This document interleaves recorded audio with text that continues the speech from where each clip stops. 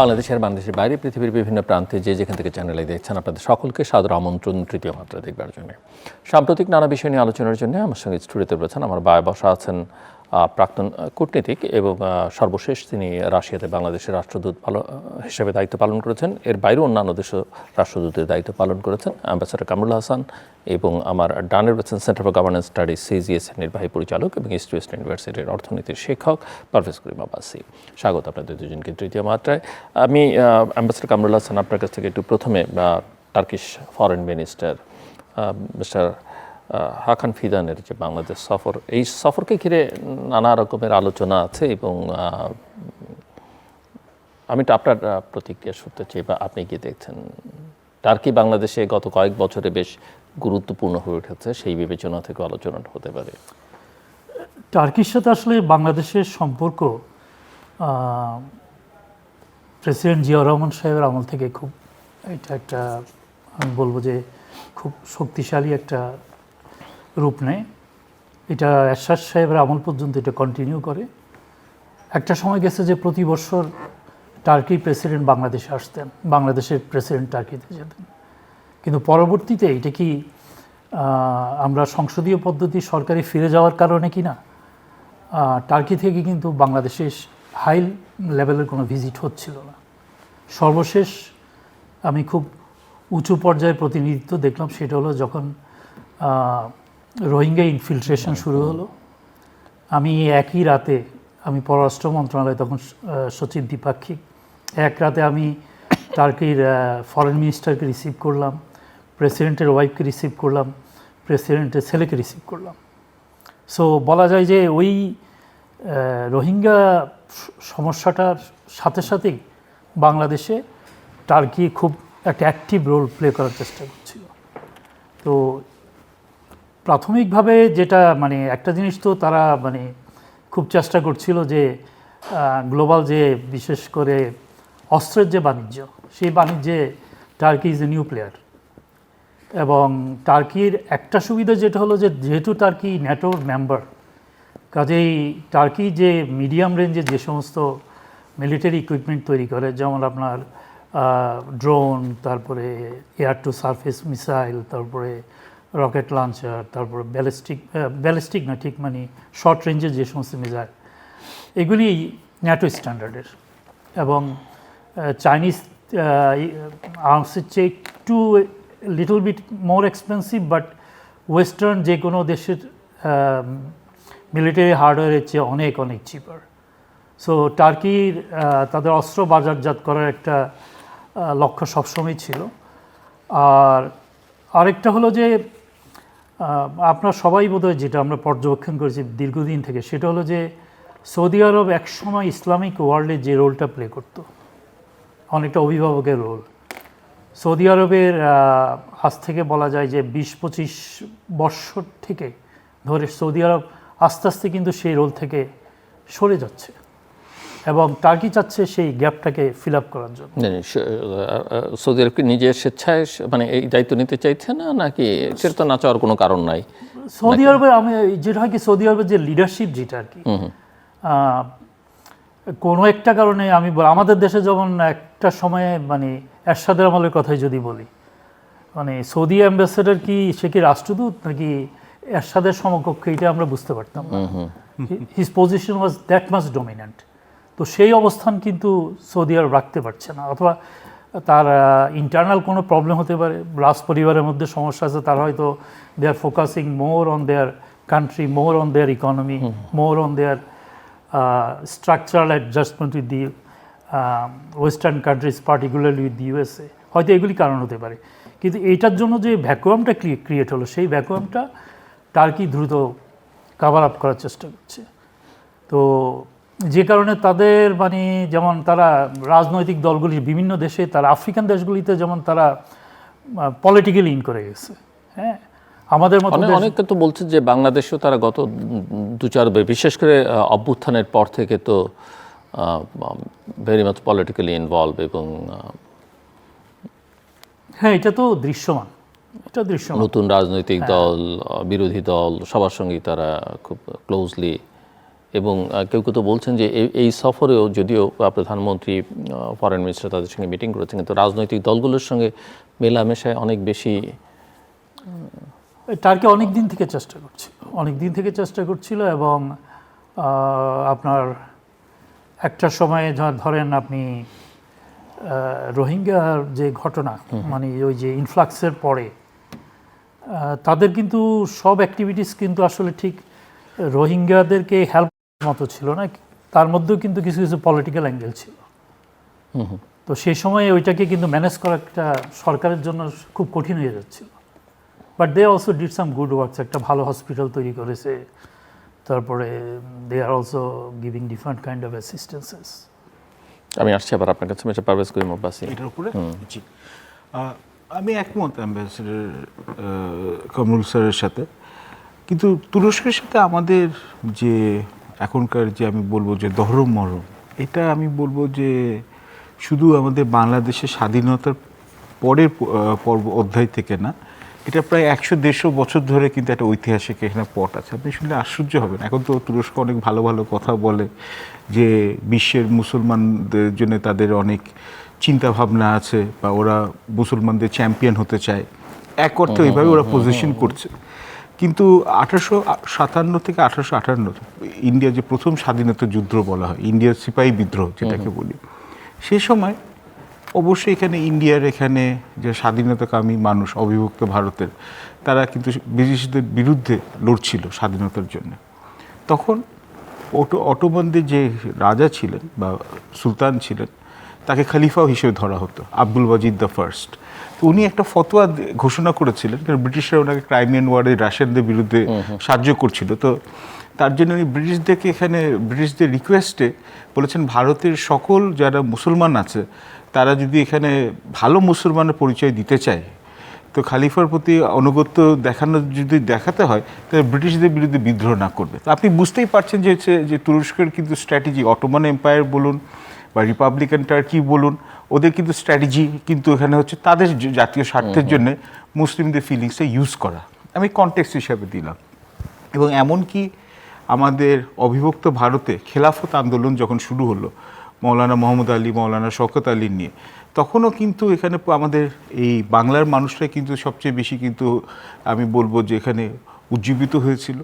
এবং এখানে এটাই আমাদের আস্তে আস্তে পরে আমাদের এখানে ভারত এবং পাকিস্তানের যেখানে স্বাধীনতার আন্দোলনও কিন্তু এটার এখানে হচ্ছে বীজটা এখানে এখানে এখানে শোপন করেছিল বা প্লান্টেড দ্য সিড। এবং আমাদের কাজী নজরুল ইসলাম তো অগ্নিবীণা কবিতাতে বইতে লিখেছেন কবিতা কামাল পাশা, কামালকে। তো আপনি বোঝেন টার্কির সাথে ফ্যাসিনেশন দাবে অনেক কিছু আছে। তো একটা স্কুল আছে কামাল আতাতুর্ক। জি জি জি, ঢাকাতে আছে আমাদের কামাল আতাতুর্ক অ্যাভিনিউ আছে বনানীতে, আমাদের পশ এখানে যে জায়গা। যেখানে এখনকার কনটেক্সটে আসি, স্যার ঠিকই বলেছেন যে টার্কিশতে রিএন্ট্রি হয় হচ্ছে রোহিঙ্গা ক্রাইসিসের সময়, এবং ওদের 3টি সংস্থা আছে, হিউম্যানিটেরিয়ান সংস্থা, টিকা, আফাদ আর রেড ক্রিসেন্ট, যারা রোহিঙ্গাদের সাথে এখানে বস্তুচ্যুত বা ফোর্সেবলি ন্যাশনালিস্টদেরকে, এফডিএমএনদের সাথে তারা অনেক চ্যারিটি ওয়ার্ক করেছে বা হিউম্যানিটেরিয়ান কাজ করেছে। কিন্তু সমস্যা অন্যদিকে, এখন যে এখানে একে পার্টি যেটা আছে, আক পার্টি যেটাকে আছে, এবং হচ্ছে এরদোয়ানের আন্ডারে, তারা পলিটিক্যাল ইসলামে বিশ্বাস করে, এবং তাদের পলিটিক্যাল ইসলামের এখানে কিন্তু তুরস্ক কিন্তু এখন অনেক জায়গায় ওরা কিন্তু নানান ধরনের আমি কি বলবো যে কিছু ক্ষেত্রে গৃহযুদ্ধ, কিছু ডিফারেন্ট ফ্যাকশনসকে সাপোর্ট করছে। যেমন ওরা সিরিয়াতে খুব বড় আকারে ইনভলভ ছিল বাশার আল আসাদের সরকারটাকে ফেলার জন্য, সৌদি আরবের সাথেও ছিল, ওরা সুদানে ইনভলভড আছে, লিবিয়াতে ইনভলভড আছে। এবং এখন যে ওদের যে স্ট্র্যাটেজিটাকে যেটা বলে নিও অটোমানিজম, যে অটোমান সাম্রাজ্যের মতো সফট রিচটা ওরা বাড়াবে। অবশ্যই ওদের মধ্যে একটা স্ট্র্যাটেজি হচ্ছে আর্ম সেল করা, এবং আর্ম সেলে এখানে যথার্থ অ্যাম্বাসেডর বলেছেন যেখানে ড্রোনের ফ্যাক্টরি। জি জি, আমরা অলরেডি কিন্তু আগে আমাদের বাইরাক্তার যে TB2 ড্রোনস ওটা কিনেছি, মাইন্ড প্রোটেক্টেড এখানে আমাদের ভেহিকলস কিনেছি, রকেট ডিফেন্স সিস্টেমস কিনেছি, রেডার জ্যামিং সিস্টেম কিনেছি। এবং তুরস্কের এখানে হচ্ছে যে আপনি বিশেষ যে 100 মানে মনে করুন ড্রোনস প্রোডাকশনের মধ্যে 67% ড্রোনস তুরস্ক একা প্রডিউস করে, তো ওদের এখানে একটা এক্সপার্টিস আছে। আবার তুরস্কের সাথে আমাদের $1.3 বিলিয়ন একটা ট্রেড আছে, এবং আমরা এখন স্পেশাল ইকোনমিক জোনে আমরা চাইছি এখানে জয়েন্ট প্রোডাকশন হওয়ার জন্য, এবং এটা textiles, renewable energy, ship building ইত্যাদি, এখানে আমরা তুরস্কের এখানে টেকনোলজি ট্রান্সফারটা চাইছি, সবই ভালো। কিন্তু টার্কির সাথে আবার একটা অ্যালাইনমেন্ট হচ্ছে, এটা একটা সিকিউরিটি অ্যালাইনমেন্ট হচ্ছে, যেখানে আপনি দেখতে পাচ্ছেন যে তুরস্ক, কাতার, পাকিস্তান, আজারবাইজান, এটা কিন্তু একটা ব্লক হয়ে যাচ্ছে, এবং এই ব্লকের বিরুদ্ধে কিন্তু দাঁড়িয়ে যাচ্ছে আরেকটি ব্লক, ইউএই, ইসরায়েল এবং ইন্ডিয়া। এখন এদের মধ্যে কিন্তু একটা রিজিনাল একটা কম্পিটিশন শুরু হয়ে যাচ্ছে, এবং তুরস্কের কিন্তু নিউ অটোমানিজম স্ট্র্যাটেজিতে বলছে ওরা ভারতের ইনফ্লুয়েন্সটা কমাতে চাচ্ছে।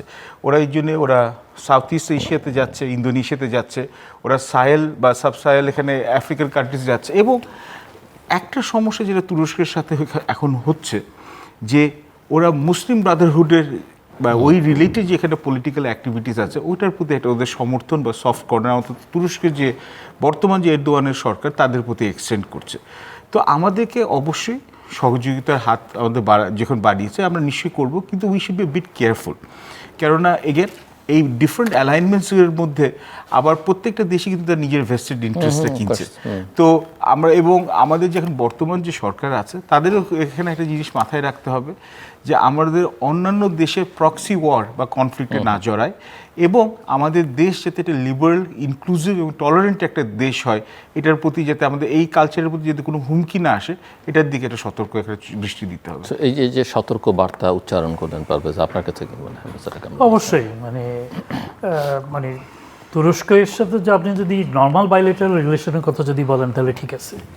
তুরস্ক মানে শক্তিশালী দেশ, অর্থনৈতিকভাবে শক্তিশালী দেশ, সামরিকভাবে শক্তিশালী দেশ, তারপর হলো মুসলিম দেশ। সেই হিসাবে আমাদের তারপর হলো আমাদের সাথে প্রায় $1.5 বিলিয়ন মতো আমাদের বাণিজ্য আছে, এবং টার্কি কিছু কিছু ইন্ডাস্ট্রিও কিন্তু রিলোকেট করতে যাচ্ছে। যেমন তারা মনে করছে যে তাদের টেক্সটাইল ইন্ডাস্ট্রি তাদের ইউজফুল যে স্কিল ওয়ার্কফোর্স সেটাকে ব্লক করে ফেলছে। তো তারা সেটাকে টেক্সটাইলটাকে তারা টার্কি থেকে বের করে দিয়ে যাচ্ছে।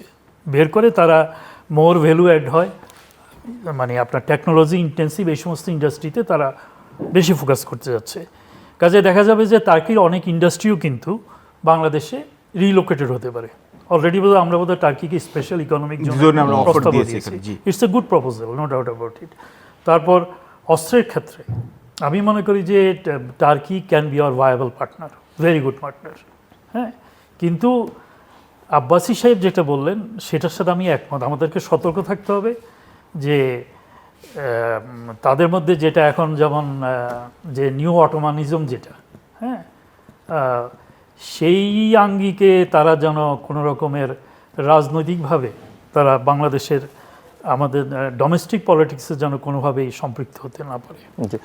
পারভেজ, আরেকটা সাম্প্রতিককালে বাংলাদেশের বিদেশে সাফল্যের কিছু প্রসঙ্গ এসছে আলোচনার মধ্যে, তার মধ্যে একটা তো হচ্ছে ইউএনজিএতে প্রেসিডেন্সি।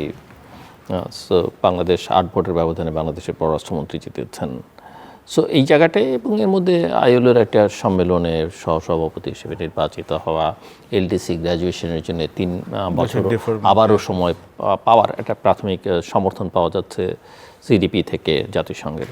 সো এই বিষয়গুলোকে যদি আপনি কিভাবে? অবশ্যই আমি বলবো যে আমাদের যে বর্তমান যিনি পররাষ্ট্রমন্ত্রী ডক্টর খলিলুর রহমান, উনি ইউএনজিএর 81তম জেনারেল অ্যাসেম্বলি এখানে যেখানে প্রেসিডেন্ট ইলেক্টেড হয়েছে। তো এটা একটা অবশ্যই একটা গর্বের বিষয়, জাতি হিসাবে collectively we can take satisfaction and pride. এটা দ্বিতীয়বার হয়েছে, কেন আমার যতদূর মনে স্যার ভালো বলতে পারবেন। 1986 সালে আমাদের তখনকার তৎকালীন যে পররাষ্ট্রমন্ত্রী হুমায়ুন রশিদ চৌধুরী, উনি 41তম সেশনে কিন্তু উনি নির্বাচিত হয়েছিলেন, এবং তখন কিন্তু ভোটের মার্জিনটা অনেক বেশি ছিল যতদূর আমি এখানে পড়েছি এখানে।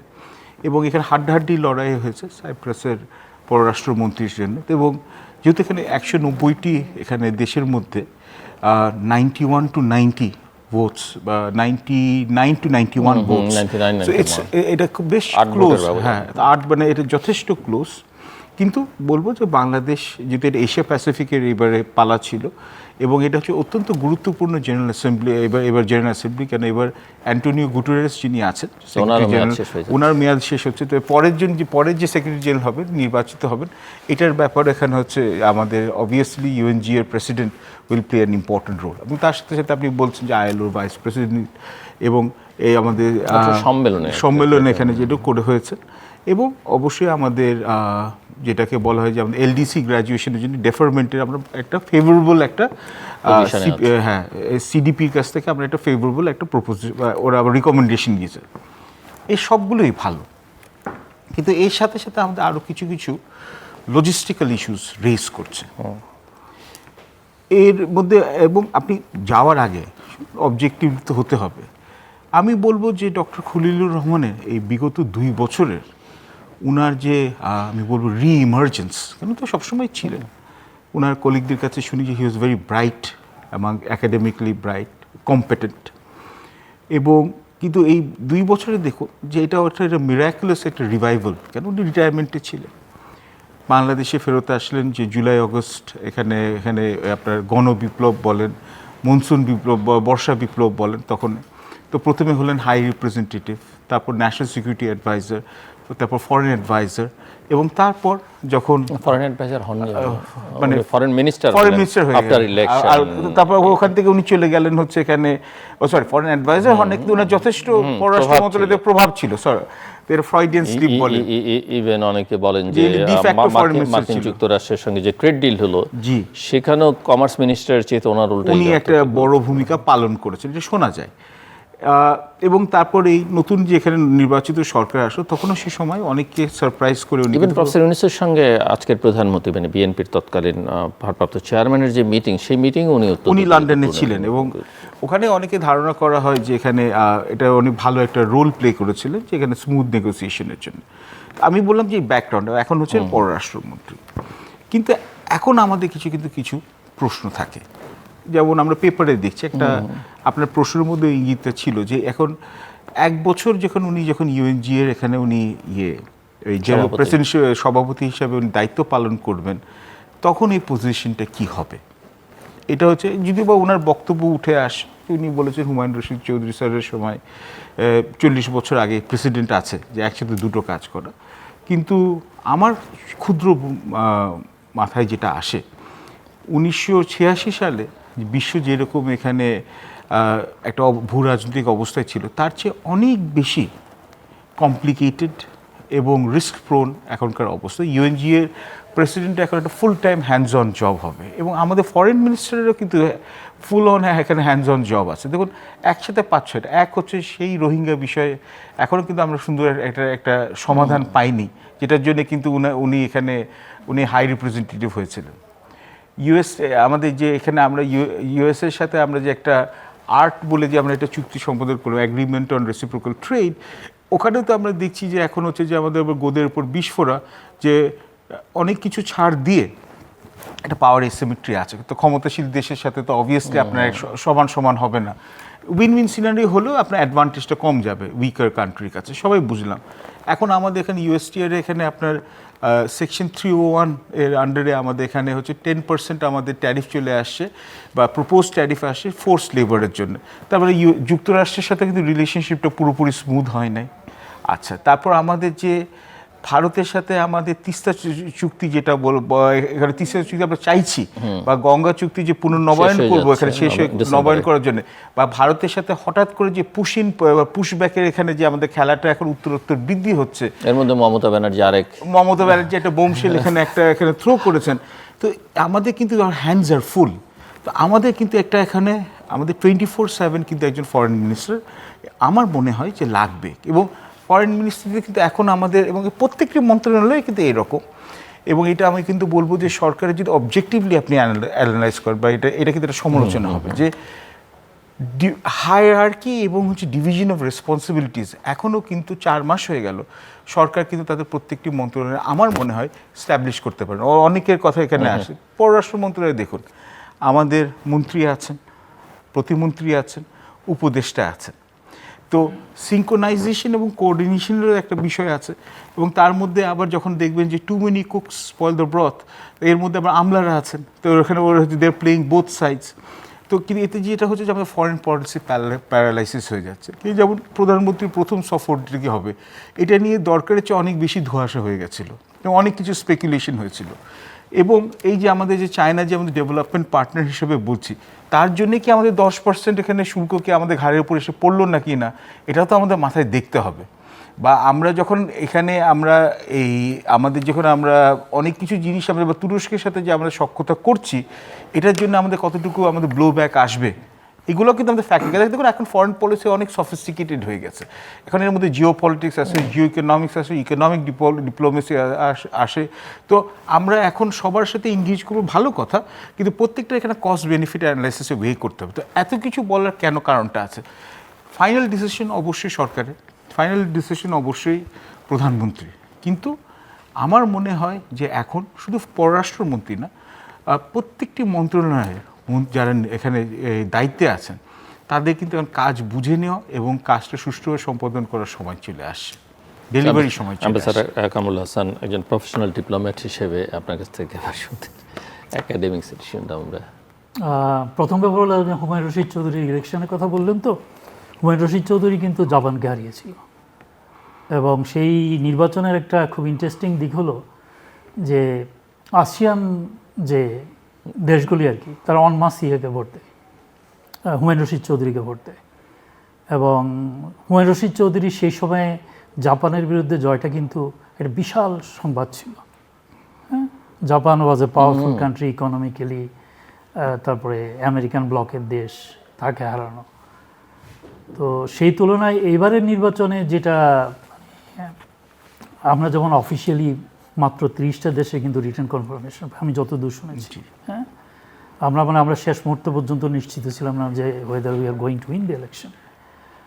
আমাদের একটা বড় দুর্ভাগ্য কি, আমরা যখন কোনো ফোরামে ইলেকশন করতে যাই, হ্যাঁ, আমাদের উপমহাদেশ আমাদের দুইজন, মানে একটা সরাসরি প্রতিবেশী, আরেকটা হলো দূরতম প্রতিবেশী, বাট সাউথ এশিয়ান কান্ট্রি।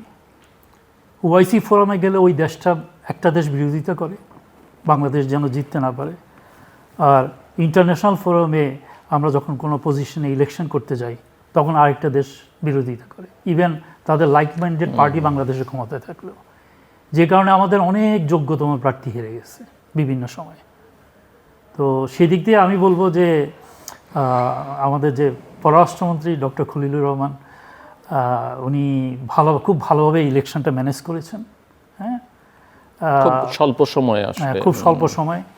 এবং মানে উনি তো ব্যাক ক্যালকুলেশন করলে বুঝতে পারবেন যে কে তাকে ভোট দিয়েছে, কে তাকে ভোট দেয়নি, এটা ইজিলি বের করা যায়।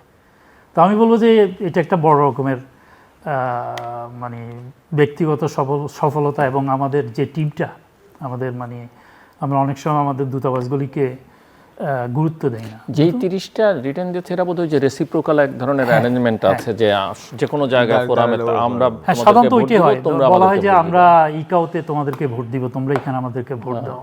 হ্যাঁ, ওইরকম হয়তো অ্যারেঞ্জমেন্ট, 30টা হয়তো ওইভাবেই আসছে।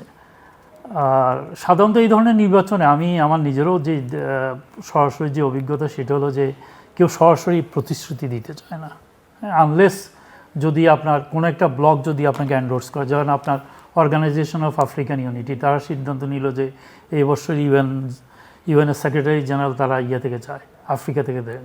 তখন দেখা গেল যে একদম 52টা কান্ট্রি চোখ বন্ধ করে সমর্থন দিয়ে বসে। আসিয়ানরা ব্লক হিসাবে ভোট দেয়। সাউথ আমেরিকাতে প্রবলেম আছে, ইউরোপিয়ান ইউনিয়নে কিন্তু ভাগ হয়ে যায়। হ্যাঁ, তো ইভেন ওয়াইসি তো বোধহয় না, ওয়াইসিতে তো খুব সমস্যা, খুবই সমস্যা। ওয়াইসিতে 2-3টা দেশের কথাই চূড়ান্ত হয়, মানে পাকিস্তান বিরোধিতা করলে আপনার জিতার কোনো সম্ভাবনা নেই। সো এখন যে প্রশ্নটা পারভেজ উল্লেখ করলেন যে ফরেন মিনিস্টার, আমরা দু রকমের কথা শুনেছি। এক সময় শুনেছি যে তিনি ছুটি নেবেন, প্রধানমন্ত্রীর সঙ্গে কথা হয়েছে। আর উদাহরণ হুমায়ুন রশিদ চৌধুরীর উদাহরণ টেনে তিনি বলছেন যে ও নজির তো আছে, এত ব্যস্ত হবার কি আছে। পররাষ্ট্রমন্ত্রীর জবটা ফুল টাইম জব, এবং বিশেষ করে যেই পরিস্থিতিতে নির্বাচন হলো, যেই পরিস্থিতিতে বিএনপি সরকার ক্ষমতায় আসলো, এবং আমাদের সামনে অনেকগুলি গুরুত্বপূর্ণ ইস্যু আছে যেখানে পররাষ্ট্রমন্ত্রী এবং পররাষ্ট্র মন্ত্রণালয়ের একটা ডিসিসিভ রোল প্লে করতে হবে। যেমন গ্যাঞ্জেস ওয়াটার ট্রিটি যেটা ডিসেম্বরে শেষ হয়ে যাচ্ছে। এখন এটা নিয়ে কিন্তু অলরেডি আমাদের বোধহয় জয়েন্ট রিভার কমিশনের একটা টিম ক্যালকাটাতে গেছে। তো এইটা কিন্তু একটা বড় একটা ইস্যু। হ্যাঁ, তারপর আপনার রোহিঙ্গা ইস্যু। হ্যাঁ, তারপরে নতুন প্রধানমন্ত্রী এসছেন, তিনি অবশ্যই গুরুত্বপূর্ণ কিছু দেশে ভিজিট করবেন। হ্যাঁ, এবং যেহেতু এটা সরকার প্রধান হিসাবে ওনার প্রথম রাষ্ট্রীয় সফর হবে, তো সেই ক্ষেত্রে মালয়েশিয়াতে, হ্যাঁ মালয়েশিয়াতে, হয়তো পরে চীনে যাবেন, ভারতে যাবেন, এটা তো আমরা মোটামুটি বুঝতে পারছি। হয়তো সৌদি আরবও যাবেন উনি, যুদ্ধ থেমে গেলে। তো সেই ক্ষেত্রে মানে যদি আপনার পররাষ্ট্রমন্ত্রী যদি ফুল টাইম না হয়, হ্যাঁ, এটা কিন্তু একটা বড় বিপদের বিষয় হবে। বড় বিপদের বিষয় হবে সরকার প্রধানের জন্য। বাট ইউএনজি এর প্রেসিডেন্সিটা কি ফুল টাইম? ওইটা আমি যেটা পড়েছি বিভিন্ন জায়গায়, সেটা হলো যে এটা কিছু স্ট্রাকচারালি কিছু চেঞ্জ করা হয়েছে, যেখানে এখন বোধহয় অনেকগুলি মিটিংয়ে ইয়াকে থাকতে হয়, প্রেসিডেন্টকে থাকতে হয়, প্রিজাইড করতে হয়, তারপর কিছু ভিজিটও করতে হয়। একটা বোধহয় পার্মানেন্ট অফিসার, একটা পার্মানেন্ট অফিস মেনটেন করতে হবে। এবং আমি যতদূর জানি যে সেই অফিসের পরিচালনার ব্যয় পুরাটাই বাংলাদেশ সরকারকে বহন করতে হবে। এবং আরেকটা হলো যে সম্ভবত এটা যেহেতু অনারারি জব, তো যিনি ইউএন জিএ সেক্রেটারি জেনারেল এবং এজিএর যারা তারা হন, মানে অ্যাসিস্ট্যান্ট সেক্রেটারি জেনারেল তারা পেইড, কিন্তু প্রেসিডেন্ট পেইড না। সো এটা তো আসলে একটা মানে বাংলাদেশের একটা বড় এঙ্গেজমেন্ট ব্যাপার। বাট এটাতে কিছু অ্যাডভান্টেজও আসতে পারে। যেমন আপনি যদি কোনো একটা মিটিং প্রিজাইড যদি করেন, আপনি যদি একটু যদি হন, এটাকে বলে যে প্যাট্রিয়টিক হন, অথবা একটু যদি আপনি শ্রুড হন, আপনি কিন্তু আলোচনার মোড় কিন্তু আপনি করতে পারেন, ইম্প্রোভাইজ করতে পারেন, অথবা আপনি ঘোরাতে পারেন। এবং যেহেতু আমাদের এলডিসি গ্র্যাজুয়েশন নিয়ে মানে এটা মানে একটা সময়ের জন্য 3 না 3.5 বছরের জন্য এটাকে মানে স্লো ডাউন অথবা স্থগিত করার একটা চিন্তাভাবনা চলছে। সেক্ষেত্রে হয়তো in that capacity he may play a role. এটা একটা দিক। আর আরেকটা খুব মানে আমি রেফারেন্সটা একটু টানি, সেটা হলো আমাদের বাংলাদেশের স্বাধীনতার পরের ব্যাপারটা একটু টানি, তাহলে আপনি সেটা বোধহয় আরেকটু ক্লিয়ার হবে। আমাদের পররাষ্ট্রমন্ত্রী ছিলেন সামাদ আজাদ সাহেব। তো সামাদ আজাদ সাহেবকে কিন্তু বঙ্গবন্ধু সরিয়ে দিতে বাধ্য হলেন, কারণ তখন আমাদের ভারত, পাকিস্তান, বাংলাদেশের মধ্যে যে সমস্ত ত্রিপক্ষীয় আলোচনা চলছিল এবং আমাদের রিকগনিশনের ব্যাপার ছিল, হ্যাঁ, এবং আমাদের কেউ যাতে আমাদেরকে রিকগনিশন না দেয় সেটার জন্য পাকিস্তান সাংঘাতিক রকম ক্যাম্পেইন করতেছিল। ওইরকম একটা সিচুয়েশনে কিন্তু ইয়াকে নিয়ে আসা হলো, কামাল হোসেন সাহেবকে নিয়ে আসা হলো। তো আপনি স্পেশাল সিচুয়েশন কিন্তু আপনার করে, মানে ডিমান্ড করে যে ইউ নিড সামওয়ান যে তার জবটা বুঝে এবং মানে একটা লম্বা সময় সে এটাকে করবে। কিন্তু প্রধানমন্ত্রী যদি এরকম একটা ধারণা হয়ে থাকে, মানে ধারণা তৈরি হয় যে উনি অর্ধেক সময় যদি দেন, অন্য যে কোনো ফুল টাইমের চাইতে উনি ডেলিভার বেশি করতে পারবেন বা পারফর্ম ভালো করতে পারবেন, হোয়াট ডু থিঙ্ক? এটা আসলে উত্তর দেওয়া খুব কঠিন, খুবই কঠিন। পারভেজ, আপনি দিতে পারবেন? হ্যাঁ, না, এটা তো একমাত্র প্রধানমন্ত্রী দিতে পারবেন। কিন্তু আমাদের দেশে কিন্তু এই দায়িত্ব যদি আপনারও থাকতো বা আপনি নির্বাচন করবেন, সো আপনার সামনে একটা অপশন হচ্ছে যে উনি হাফ টাইমার, আর অন্য অপশন হচ্ছে যে অনেক ফুল টাইমার, তা আপনি কি করতেন?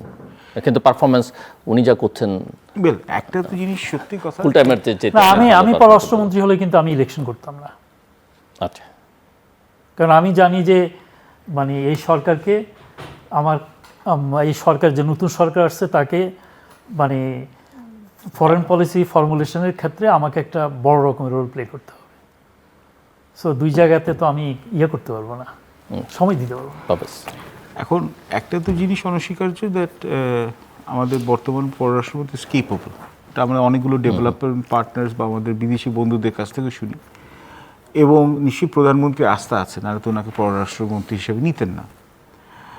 আর হ্যাঁ, হতে পারে যে উনি যদি এখানে দুটো কাজ যদি সুচারুভাবে উনি সম্পন্ন করতে পারেন, তাহলে why lose the services of very capable foreign minister, যেটা পারসেপশন অনুযায়ী। কিন্তু আমি যেটা আবার বললাম, বাংলাদেশের নিজস্ব এখন যে ফরেন পলিসি এবং জিও পলিটিক্যাল চ্যালেঞ্জেসগুলো আছে, এবং আমরা ভুলেই যাচ্ছি যে আমাদের কিন্তু মধ্যপ্রাচ্যের যুদ্ধটা কিন্তু এখনো শেষ হয় না, ওটার ফল আউটও আছে। এই সেকশন আমাদের এই সেকশন 301 যেটা আছে ওটাকে নিয়ে ডিল করতে হবে, 10% ট্যারিফের নিয়ে 101টা সমস্যা আছে। আবার ইউএনজিএরও কিন্তু এখন হচ্ছে অ্যান্টোনিও গুটেরেস নিয়ে যে নির্বাচনটা হবে বা ওটার নিয়ে যে লবিং হবে, তখন কিন্তু প্রেসিডেন্ট একটা বলিষ্ঠ ভূমিকা পালন করতে হবে। আপনি যদি সুপারম্যানও হন, দুটো জায়গার মধ্যে কিন্তু আপনার এখানে ডিভিশন অফ লেবার করতে চ্যালেঞ্জিং হবে। সো আমি আপনার ওই পুরনো প্রশ্নে চাই যে প্রধানমন্ত্রী প্রথম সফরে মালয়েশিয়া যাচ্ছেন। আমরা জানি যে তার প্রথম ইনভাইটেশন এসছে ভারত থেকে, পররাষ্ট্রমন্ত্রী চীন সফর শেষে চীন থেকে ইনভাইটেশন এসছে। মালয়েশিয়ান প্রধানমন্ত্রী যখন ওনাকে ফোনে অভিনন্দন জানিয়েছেন, তিনি তাকে ইনভাইট করেছেন, এবং মাঝখানে আমরা শুনলাম যে তিনি হয়তো নিরপেক্ষ কোনো একটা দক্ষিণ এশীয় কোনো দেশে যাবেন, ভুটান যেতে পারেন, এরকম আলোচনা হয়েছিল। সো এই জায়গাটা আসলে এটার স্ট্র্যাটেজিক গুরুত্ব কি, মানে কোনো গুরুত্ব বহন করে তেমন কি আর আদৌ? আর মালয়েশিয়া যাওয়াটাই কি আসলে একটা, নিঃসন্দেহে মালয়েশিয়ার সঙ্গে আমাদের অনেক রকমের এনগেজমেন্ট আছে, কিন্তু এটাও কোনো একটা নিরপেক্ষ ভেন্যু কিনা, ভেন্যু বলতে মানে দেশ কিনা সফরের জন্য? আসলে একটা দেশ যখন বাংলাদেশের মতো মানে পজিশনে থাকে, যে জনসংখ্যা অনেক কিন্তু অর্থনীতি এখনো দুর্বল, এবং ভৌগোলিকভাবে একটা গুরুত্বপূর্ণ একটা জায়গায় আছে, যে দক্ষিণ এশিয়া দক্ষিণ পূর্ব এশিয়ার মাঝখানে এবং আমাদের বে অফ বেঙ্গলের একদম উপরে। তো এটার উপর কিন্তু অনেক দেশেরই কিন্তু হচ্ছে চাপ থাকে, এবং আমরা সবাই জানি যে বিগত 10 বছর ধরে, যেটা আপনার প্রোগ্রামে বলতে বোধহয় 100 বার বলে ফেললাম এতবার, যে একটা নিউ কোল্ড ওয়ার শুরু হয়েছে, যেখানে বাংলাদেশে একটা ত্রিমুখী একটা সংঘর্ষ না বললেও আমি বলব ত্রিমুখী এখানে একটা প্রতিযোগিতা চলছে, যে ভারত, চীন এবং যুক্তরাষ্ট্র, এই ট্রায়াঙ্গুলার এখানে হচ্ছে একটা কম্পিটিশন। এবং এখন হচ্ছে যে আবার পুরানো আমাদের যে ভাইরা যেখানে ছিল লং লস ভাই, পাকিস্তানিরাও ফেরত আসছে, এবং নতুন পাগল হিসেবে আমাদের তুরস্কের বন্ধুরাও এখানে উকিঝুঁকি দিচ্ছে। তো মানে ইটস গেটিং মোর, মানে আমি বলবো যে ইন্টারেস্টিং। তো এই সময় একটা নবনির্বাচিত সরকারের প্রধান হিসাবে ওনার প্রথম যে এখানে সফরটা, নিশ্চয়ই এখানে এক ধরনের একটা কিউরিওসিটি আছে। এখন আমি বুঝতে পারছি যে প্রধানমন্ত্রীর এখানে হেজিটেশনটা আমি এটা বুঝতে পারছি, কেন চীন এখন তো এখানে অফিসিয়াল ন্যারেটিভ অনুযায়ী ডেভেলপমেন্ট পার্টনারও বটে, স্ট্র্যাটেজিক পার্টনারও বটে, আর Bharat is a very important partner. এবং ভারত বিগত 6-7 মাস ধরে অন্তত বিএনপির প্রতি তাদের যে পারসেপশন চেঞ্জ করেছে, তাদের ওয়ার্ডস অ্যান্ড অ্যাকশনসে অনেক অংশে এটা প্রতিফলিত হয়েছে। সর্বশেষ তো ওয়েস্ট বেঙ্গল জি। তো এখন এই দুটো দেশের মধ্যে চুজ করাটা ডিফিকাল্ট, এটা প্রাইম মিনিস্টারের জন্য। এবং যতটা না এটা চীনের উপর এখানে এটা রিয়াকশনটা হতো, আমরা দেখেছি যে এটা আমাদের ভারতীয় বন্ধুদের মধ্যেও একটু দরকারের চেয়ে বেশি একটু এক ধরনের একটা হিস্টেরিয়া হয়ে গেছিলো, যে চীনের সফরে এখানে গেলে এটা কীরকম মনে হবে। এখন এটাও ঠিক যে ভারতীয়দের একটা চীনের প্রতি নিয়ে একটা সিকিউরিটি একটা কমপ্লেক্স আছে, এটা অস্বীকার করে লাভ নেই। তো দুটো দেশের মাঝখানে একটা 3 নম্বর দেশ এখানে আমরা সবাই ভাবছিলাম, আমার ব্যক্তিগত যেটা চিন্তা ছিল ভুটান। তো এখন অনেকে অন্য একটা দেশের নাম স্বীকৃতি দিয়েছে, তার জন্য যাওয়া যাবে। তো মালয়েশিয়া যেহেতু গেলেন উনি এখানে, তো ইটস এ সেফার রাউট আমি বলবো। ইউরোপিয়ান কোনো দেশের জন্য যাওয়াটা হয়তো বা এই সময়, এখন ইউরোপের অনেকগুলো ক্রাইসিস আছে, তো আর মিডল ইস্টও সেই অর্থে একইভাবে ওখানে যাওয়া যাচ্ছে না। তো আর বাকিটা কি রইলো? তো এখন বাকি বলতে তো এখানে মালয়েশিয়াতে আছে প্রচুর থেকে দেশের স্বার্থ আদায় করা যাবে, কারণ এখন তো আর ওই ফটোশুটের সময় নেই একদম। আর আমাদের প্রধানমন্ত্রী ওই মানসিকতা নেই, আর তিনিও সেরকম না। জি। তো এখানে আমাদের মালয়েশিয়াতে এখানে প্রচুর বাংলাদেশি আছে, তারপরে শ্রম বাজারের হিসাবে, কারণ আমরা তো আমাদের প্রধানমন্ত্রীদের বাক সম্মেলনও যেতে দেখেছি। জি। তো এবং এখানে আমাদের যে বাংলাদেশি যে প্রবাসী শ্রমিকরা আছে মালয়েশিয়াতে, তাদের যে নানান ধরনের সমস্যা আছে, ওগুলোকে যদি ওই সফরে গিয়ে যদি ইনস্টিটিউশনালি যদি রেকটিফাই করা যায়, আমি বলবো ইটস উইন। এবং মালয়েশিয়া থেকে আমরা প্রচুর আমদানি করি, আমাদের এখানে প্রচুর পর্যটক যান, অনেক বাংলাদেশি ছাত্রছাত্রী ওখানে পড়াশোনা করে, অনেক মালয়েশিয়ানের সেকেন্ড হোম আছে। তো আমি বলবো it's not a bad choice. কিন্তু হ্যাঁ, আপনার আবার প্রশ্নের মধ্যে আবার একটি ইঙ্গিত ছিল যে মালয়েশিয়াও কিন্তু পলিটিক্যাল ইসলামের কিন্তু এখনকার বর্তমান যে এখানে ঘরানাটা আছে তুরস্কের মতো ওই রকম না হলেও কিন্তু সফট পলিটিক্যাল ইসলামের কিন্তু এখানে সেন্টার রাইটে আছে। পলিটিক্যাল ইসলাম, অ্যান্টি ওয়েস্ট, দুটোই আছে এখানে, দুটোই আছে। তো এটাও আমাদের মধ্যে এখন আর সমস্যা হচ্ছে যে অ্যান্টি ওয়েস্ট বা অ্যান্টি ওয়েস্ট যে সেন্টিমেন্টসটা অনেক অংশে আরও এটা ফ্যাশনেবল হয়ে গেছে প্রেসিডেন্ট ডোনাল্ড ট্রাম্পের এই প্রেসিডেন্সির সময়। তো সুতরাং এখন অ্যান্টি ওয়েস্টটা এখনও একটা অনেকটা ওই 60s আমরা সবাই যেমন কমিউনিস্ট হতে ভালোবাসতো, অনেকটা এইরকম এটা হয়ে গেছে। তো অ্যান্টি ওয়েস্টে পুরোপুরি ওটা আমি বাই ইন করি না, কেন মালয়েশিয়ার এখানে অনেকটা হচ্ছে ওয়েস্টার্ন গুডউইলের উপরও ডিপেন্ডেন্ট। বাট মালয়েশিয়াও কিন্তু ব্যালেন্স করে হচ্ছে চীনের এবং হচ্ছে যুক্তরাষ্ট্রের মাঝখানে। সো মালয়েশিয়া হচ্ছে বাংলাদেশের একটা সফিস্টিকেটেড ভার্সন। সেই অর্থে ওই ভিজিটটা আমার মনে হয় খারাপ কিছু হবে না। কিন্তু এটাও ঠিক যে আমাদের এখানে ইমিডিয়েট নেইবার এবং নিয়ার নেইবার ইন্ডিয়া এবং চায়নার সাথে একটা কেয়ারফুল ক্যালিব্রেশন ব্যালেন্স এটা থাকতেই হবে। আপনি ফরেন পলিসি যেটা নাম দিয়ে বলেন, কিন্তু ওইটা আমাদের বাংলাদেশের ফরেন পলিসিতে এটা প্রতিফলিত হতে হবে। অ্যাম্বাসেডর কামরুল হাসান, আমি বলতে দেং শিয়াওপিংয়ের একটা কথা দিয়েই শুরু করি। সেটা হলো যে 1992-তে উনি দক্ষিণ চীন সফর করছিলেন। তো চায়না তখন এই সোশ্যালিস্ট ইকোনমি থেকে মার্কেট ইকোনমিতে চেঞ্জ হচ্ছে। তো সাংবাদিকরা জিজ্ঞাসা করলো যে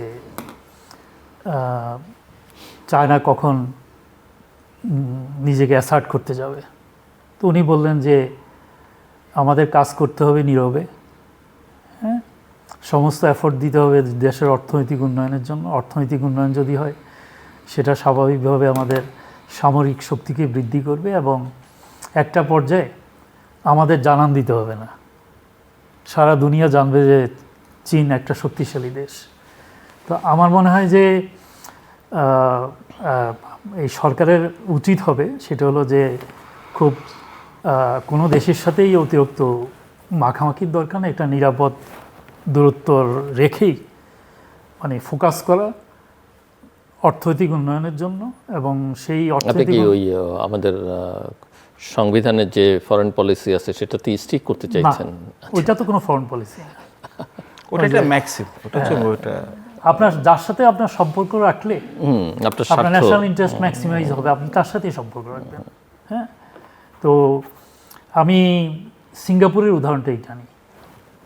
সিঙ্গাপুর একটা সময়ে সুয়ার্তো মনে করতেন যে মালয়েশিয়া এবং সিঙ্গাপুর ঐতিহাসিকভাবে ইন্দোনেশিয়ার অংশ সুকর্ণের সময়। তারপরে যখন সুকর্ণের পতন হলো, সুয়ার্তো যখন আসলো, হ্যাঁ, সুয়ার্তো তখন ওই ডকট্রিন থেকে সরে আসলেন। তো ওই সময়টাতে সিঙ্গাপুর যেটা চেষ্টা করেছে যে মালয়েশিয়া এবং ইন্দোনেশিয়ার সাথে এক ধরনের রিলেশন মেনটেন করে সিঙ্গাপুরকে একটা শক্তিশালী ভিত্তির উপর দাঁড় করানো। আমাদের মনে হয় যে সেরকম একটা স্ট্র্যাটেজি নিতে হবে। এখন আসি মালয়েশিয়া ভিজিটে। তো আমার মনে হয় যে যদি মানে সরকার প্রধান যদি প্রথম সফরটা ভারতে করতেন অথবা প্রথম সফরটা চায়নাতে করতেন, এটা নিয়ে বিভিন্ন রকমের মিস ইন্টারপ্রিটেশন হতো। হ্যাঁ, তার চেয়ে উনি এমন একটা দেশ বেছে নিলেন। এই মিস ইন্টারপ্রিটেশন যদি হয় তাহলে এরপরে কোথায় যাবেন সেটা নিয়ে হবে না? না, এটা চীনে যাবেন না ভারত যাবেন? যে প্রথম ভিজিটটা যদি মালয়েশিয়াতে হয়ে যায় তখন এটা নিয়ে আগে কোন দেশে আগে ভিজিট করলো ওইটা সামনে আসবে না। কাছাকাছি সময় তিনি হয়তো দেখা যাবে যে একই সঙ্গে দুটো দেশে কোথায় কবে যাবেন অ্যানাউন্স করতে পারেন।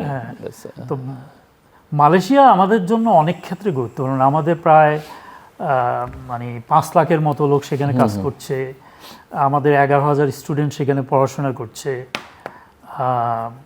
মালয়েশিয়া থেকে আমরা যে সিঙ্গাপুরের সাথে আমাদের যে ট্রেড ডেফিসিট, এই ট্রেড ডেফিসিটের একটা প্রধান কারণ হলো যে মালয়েশিয়ান যে পাম অয়েল বাংলাদেশে আসে সেটা পেমেন্ট হয় আপনার ইন্দোনেশিয়াতে সিঙ্গাপুরে। সো আমাদের তারপর সফটউড যেটা আসে বাংলাদেশে সেটা থেকে আসে, মালয়েশিয়া থেকে আসে। মানে মালয়েশিয়ার সাথে আমাদের ব্যবসা বাণিজ্য সব ব্যাপারেই কিন্তু একটা বিরাট রকমের সুযোগ আছে যদি আমরা সেই রিলেশনটা যদি আমরা সেভাবে বিল্ড আপ করতে পারি। তো সেই অর্থে প্রধানমন্ত্রীর প্রথম সফর মালয়েশিয়া হওয়াটা আমি খুব একটা মানে আমার মনে হয় এটা ইটস এ গুড ডিসিশন। আর মালয়েশিয়ার এখন যিনি আনোয়ার ইব্রাহিমের কিন্তু আপনারা জানেন কি না, আনোয়ার ইব্রাহিম কিন্তু যখন যুবনেতা ছিলেন তখনও কিন্তু উনি বাংলাদেশে এসেছেন ইসলামী ছাত্র শিবিরের সম্মেলনে। হ্যাঁ হ্যাঁ, ওটাই বলছিলাম।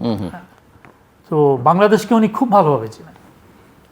তার মানে আপনি বলতে চাচ্ছেন যে শুধু বাংলাদেশ, উনি বাংলাদেশের রাজনৈতিক দল জামাত ইসলাম, ইসলামী ছাত্র শিবির তাদেরকে ভালো চেনেন, সবাইকে চিনেন। পলিটিক্যাল ইসলামের কথা যেটা বলছেন, জি জি, মহাতির মোহাম্মদের সাথে তার গোলমালের কিন্তু মূল কারণটা হলো এই যে পলিটিক্যাল ইসলাম। হ্যাঁ, যদিও মানে আনোয়ার ইব্রাহিমকে তিনি জেলে পাঠিয়েছেন ভিন্ন কারণে, কিন্তু মূল সমস্যার জায়গাটাই ছিল এটা।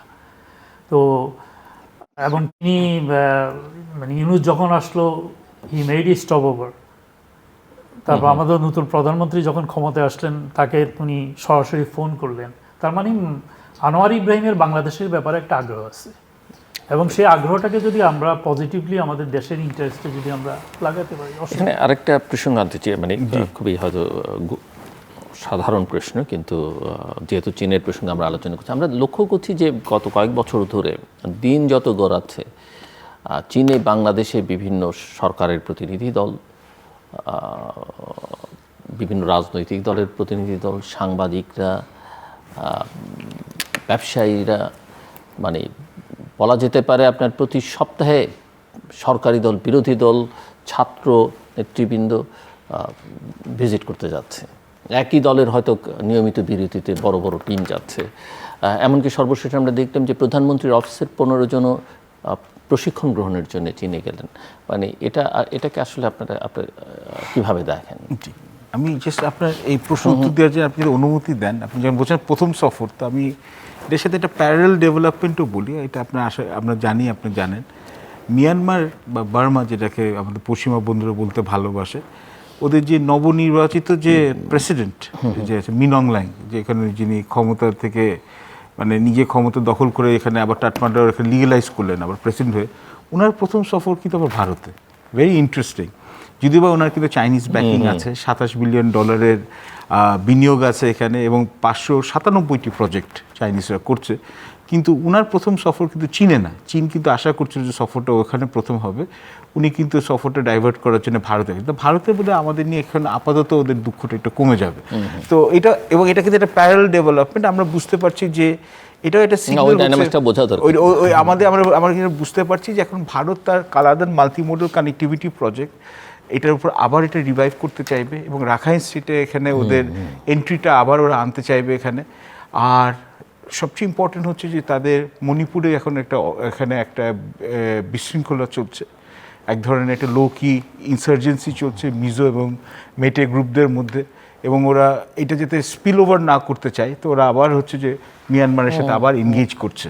তো সুতরাং এখন কিন্তু আপনি বুঝতে পারছেন যে জিও ইকোনমিক রিকোয়ারমেন্টের জন্য ভারত কিন্তু আবার এখন পিভট করছে মিয়ানমারের কাছে। তো এইসব জিনিসগুলো কিন্তু খুব ফ্লুইড টাইমে থাকে।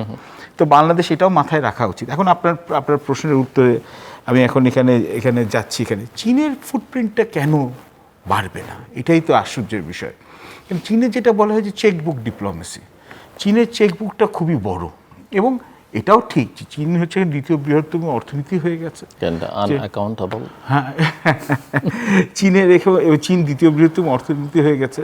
আমাদের সবচেয়ে বড় হচ্ছে আমাদের আমদানির বাজার, এবং আমাদের লার্জেস্ট ট্রেড পার্টনার, এবং অবশ্যই হচ্ছে আমাদের বিনিয়োগের ক্ষেত্রে BRI প্রজেক্টে ওরা অনেক টাকা কমিট করেছে। ইটস এ ডিফারেন্ট স্টোরি, ওরা যতটা কমিট করেছে তার চেয়ে অনেক অ্যামাউন্ট ফান্ড ডিসবার্স কম করেছে। এবং অবকাঠামোগত বিনিয়োগের জন্য পোর্টস, ব্রিজেস, ইলেকট্রিসিটি জেনারেশন, এগুলোতে চীনের সাথে চীন হচ্ছে যে অল্প খরচে টেকসই এখানে কনস্ট্রাকশনটা করবে, এবং ওরা আমাদের 99% আমাদের পণ্যের উপরে ওরা হচ্ছে শুল্ক সরিয়ে দিয়েছে রপ্তানির ক্ষেত্রে। কিন্তু যেসব খাতে ওরা সরিয়েছে, বেশিরভাগ জায়গায় আমাদের এখানে রপ্তানি করার এখানে এবিলিটি নেই। ভারতের ক্ষেত্রে একই জিনিস।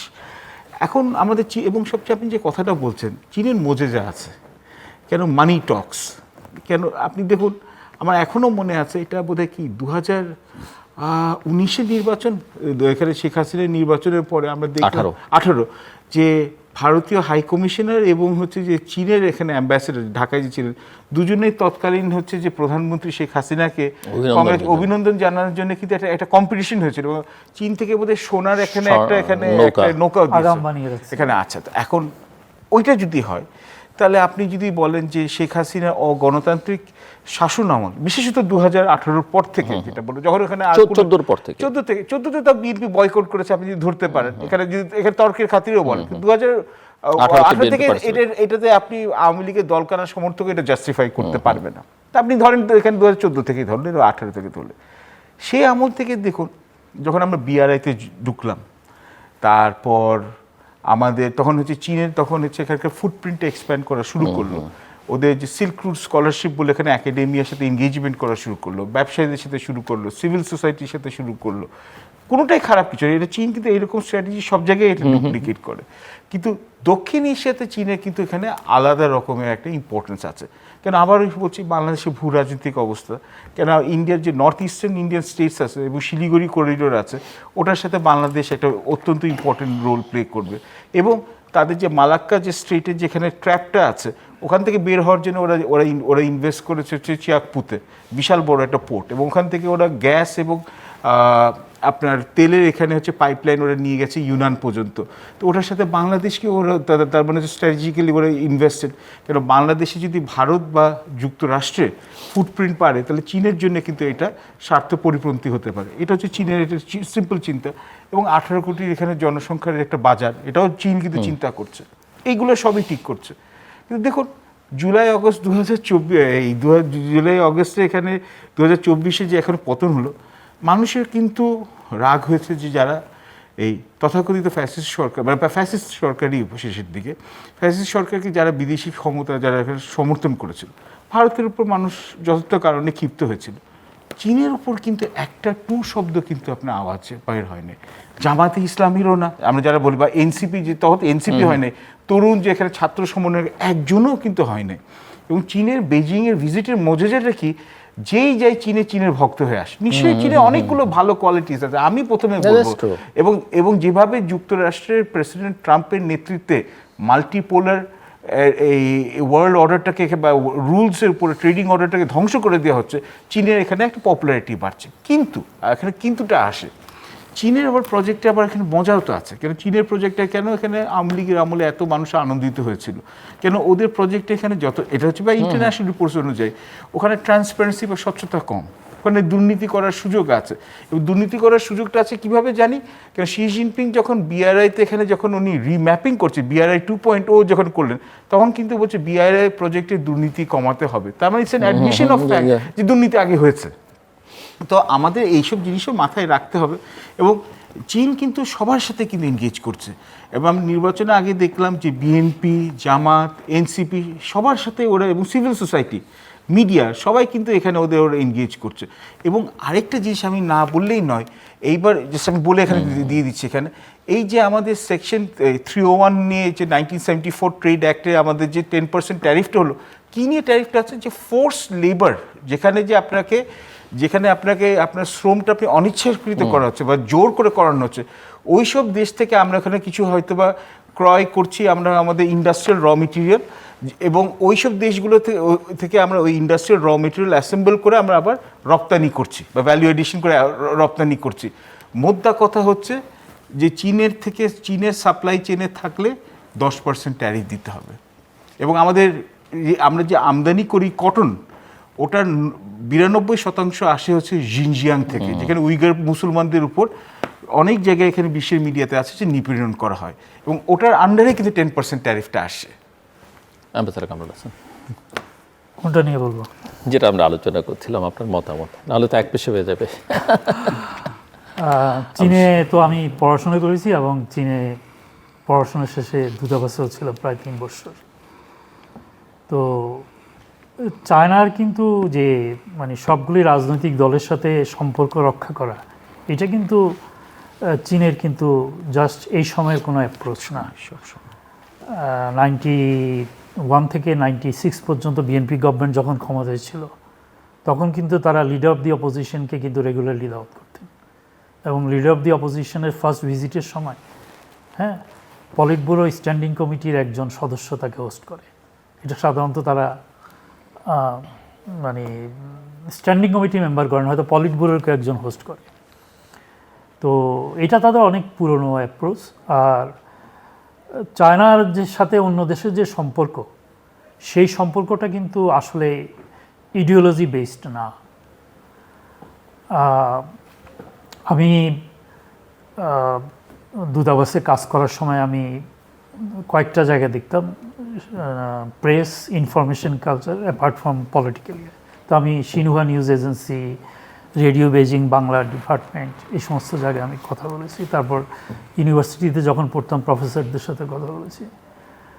এই যে আমাদের দেশগুলিতে ভারত, বাংলাদেশ, মালয়েশিয়া, ইন্দোনেশিয়া, হ্যাঁ, ইন্দোনেশিয়াতে তো প্রায় 10 লাখের মতো কমিউনিস্টকে মেরেই ফেলা হলো প্রো চাইনিজ হওয়ার কারণে। আমাদের দেশে যে এই যে নকশালবাড়ি মুভমেন্টটি, ওটাও তো চাইনিজদের সাথে সম্পর্ক ছিল। আমাকে শুধু একটা কথা বললো যে নকশালবাড়ি মুভমেন্টের যে পরপরই রেডিও বেজিং থেকে শুধু একবার তারা সাপোর্ট করছে, কিন্তু এটা নিয়ে তাদের কোনো আগ্রহ নেই এবং চায়নার কোনো অফিসিয়াল ডকুমেন্টে এটার কোনো অ্যাকনোলেজমেন্ট নাই। তার মানে হলো যে চাইনিজ রিলেশনটা, মানে আমাদের দেশে যারা চৈনিকপন্থী, ভারতে যারা চৈনিকপন্থী অথবা অন্য দেশে চৈনিকপন্থী, তারা রাজনৈতিকভাবে চায়নার প্রতি যতটাই নৈকট্য অনুভব করুক না কেন, চায়নার পলিটিক্যাল লিডারশিপের মধ্যে কিন্তু বিবেচনাটা কিন্তু অন্যরকম। সেটা হলো তার স্ট্র্যাটেজিক ইন্টারেস্ট, তার অর্থনৈতিক ইন্টারেস্ট। কাজে তার অর্থনৈতিক ইন্টারেস্টটাকে ধরে রাখার জন্য সরকার পরিবর্তন হোক, কোনো অসুবিধা নেই। আমার সব দলের সাথে সম্পর্ক রাখতে হবে, হ্যাঁ, যাতে সরকার পরিবর্তন হলে আমার যেন ওদের অর্থনৈতিক যে বিনিয়োগগুলো এটা যাতে ক্ষতিগ্রস্ত না হয়। তো চায়নার সাথে মানে এই জিনিসটা আমাদের যেই ক্ষমতা থাকুক, যেই ক্ষমতা আসুক, আমাদের এটা মাথায় রাখতে হবে। এবং আরেকটা হলো আপনি যেটা বলেছেন যে চাইনিজরা একেবারে আপ টু ডেট টেকনোলজি আপনাকে দিতে পারবে অ্যাফোর্ডেবল প্রাইসে, যদি আমরা কারাপশন না করি। এক্স্যাক্টলি, দোষটা তো আমাদের। জি, পারভেজ আর কিছু যোগ, 30 সেকেন্ডস আমার হাতের সময় শেষ করতে হবে। সামনে আমাদের আবারও বলছি, বৈশ্বিক অবস্থার এখানে হচ্ছে অস্থিতিশীল এবং ভূ রাজনীতি, ভূ অর্থনীতি এবং অর্থনীতি, তিনটি জায়গায় কিন্তু এখানে স্থিতিশীলতা নাই। এই সময় আমাদের পররাষ্ট্রনীতি, অর্থনীতি, কূটনীতি সবগুলোর কিন্তু একটা সমন্বয়তা করা উচিত। সমন্বয়হীনতাতে যাতে আমরা না ভুগি, নাহলে এটার জন্য আমাদের একটা চরম মূল্য দিতে হবে। আমি আশা করি যে আমাদের সরকার, নবনির্বাচিত একটা গণতান্ত্রিক সরকার, আগের অতীতের সরকারগুলোর ভুল থেকে শিখতে পারবে এবং ওরা চেষ্টা করবে যে foreign policy, economic policy, national security সবগুলো যাতে এটা এফেক্টিভ কোঅর্ডিনেশন হয়, যাতে আমাদের দেশের ন্যাশনাল ইন্টারেস্টে সার্ভ হয়, তাতেই তখন বাংলাদেশ ফার্স্টটা ইনশিওর করা যাবে। দর্শক, অনুষ্ঠানের শেষ প্রান্তে আমরা সামাজিক যোগাযোগ মাধ্যম ফেসবুক, এক্স এবং ইউটিউবে তৃতীয় মাত্রা লাইভ স্ট্রিম হিসাবে দেখতে পারেন। টেলিভিশনের পর্দায় দেখতে না পারলে যে কোনো সময় যে কোনো স্থান থেকে ইউটিউবে তৃতীয় মাত্রা চ্যানেলটি সাবস্ক্রাইব করে এই পর্ব বা পুরোনো পর্বগুলো আপনারা দেখতে পারেন। মিস্টার পারভেজ করিম আব্বাসী এবং অ্যাম্বাসেডর কামরুল হাসান, অসংখ্য ধন্যবাদ এই আলোচনা অংশ নেবার জন্যে। দর্শক, আমরা বৈদেশিক সম্পর্কের নানা দিক নিয়ে আলোচনা করছিলাম এবং বাংলাদেশের সংবিধানে আছে এবং বাংলাদেশের পররাষ্ট্র নীতি কি এটা জিজ্ঞেস করলে সবাই ওটাই বলেন, যে যেটাকে একটা ম্যাক্সিমের মতো বলা হচ্ছে যে সবার সঙ্গে বন্ধুত্ব, কারোর সঙ্গে বৈরিতা নয়। আজকের যুগে এটা একেবারেই অচল, আমার অতিথিরাই বলছেন। তবে জোর করে বৈরিতা করবার প্রয়োজন নেই এবং সেটা করে লাভও হয় না, কিন্তু নিজের স্বার্থটা কোথায় আছে সেটা দেখতে হবে এবং সেই অনুযায়ী আসলে সম্পর্কগুলো নির্ধারণ করতে হবে। এবং একই সঙ্গে গোটা বিশ্ব পরিস্থিতি অত্যন্ত জটিল, এখানে অত্যন্ত সতর্কভাবে পা ফেলতে হবে সম্পর্ক করবার ক্ষেত্রে। এবং সব কথার মূল কথা যেটা সরকার বলবার চেষ্টা করছে যে বাংলাদেশ ফার্স্ট, সবার আগে বাংলাদেশের স্বার্থ যেন অক্ষুণ্ণ থাকে, রক্ষা করা যায়, বাংলাদেশের স্বার্থকে আরও সমৃদ্ধ করা যায় অন্যদের সঙ্গে নেগোসিয়েশনে, সেই দিকটাতে অনেক বেশি মনোযোগ দেবার দরকার। এবং আরেকটা কথা ওনারা বলেছেন যে এই যে পররাষ্ট্রনীতি বা কূটনীতি, অর্থনৈতিক নীতি, এইসব জায়গাগুলোর মধ্যে বা নিরাপত্তা নীতি, এইসব বিষয়ে একটা সমন্বয় যেন থাকে। কোনো দিকে আমি অনেকখানি এগিয়ে গেলাম, অন্য দিকটা পেছনে পড়ে গেল বা ঝুঁকির মধ্যে পড়ে গেল, সেটাও যেন নয়, সেই বিষয়ে অনেক সজাগ থাকতে হবে। আমাদের সঙ্গে থাকবার জন্য অসংখ্য ধন্যবাদ, আপনাদের সবার জন্য শুভকামনা।